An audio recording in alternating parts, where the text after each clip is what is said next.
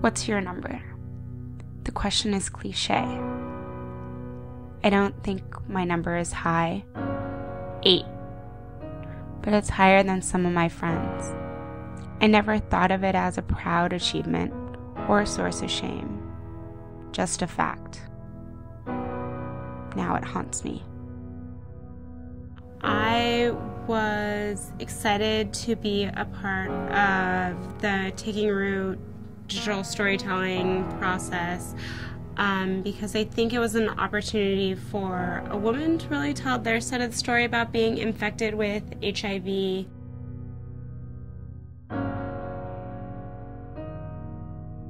The really difficult part of the HIV epidemic, when it was really hitting in San Francisco, there wasn't a culturally competent response for the Asian and Pacific Islander community.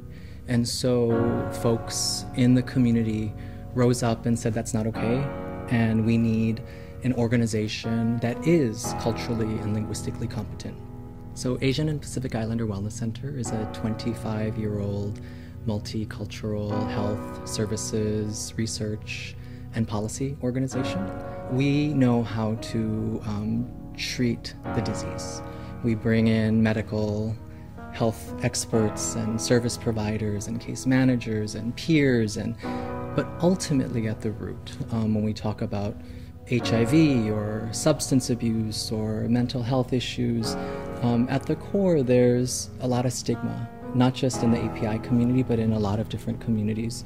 And that drives an epidemic like HIV.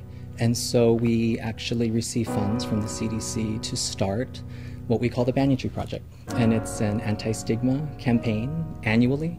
And it focuses then specifically on May 19th, which is the annual API HIV/AIDS Awareness Day.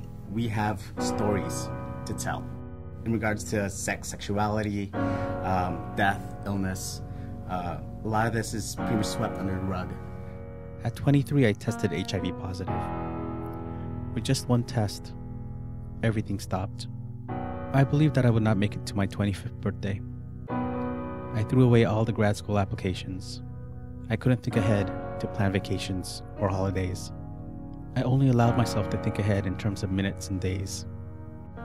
I felt like, I've grown to accept it as part of my life. I've learned to live with it and move on. Like, it doesn't dominate my life. At the same time, I know that it's part of me.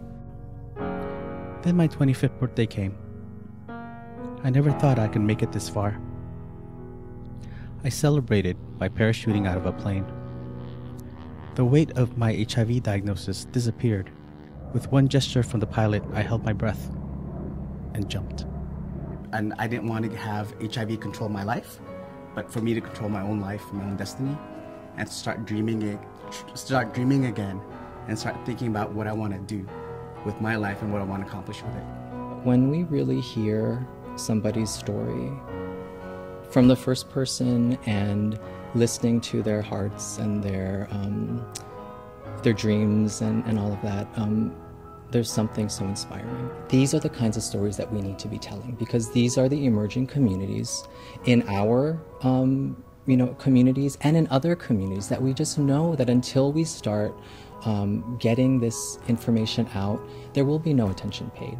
And then the epidemic will grow.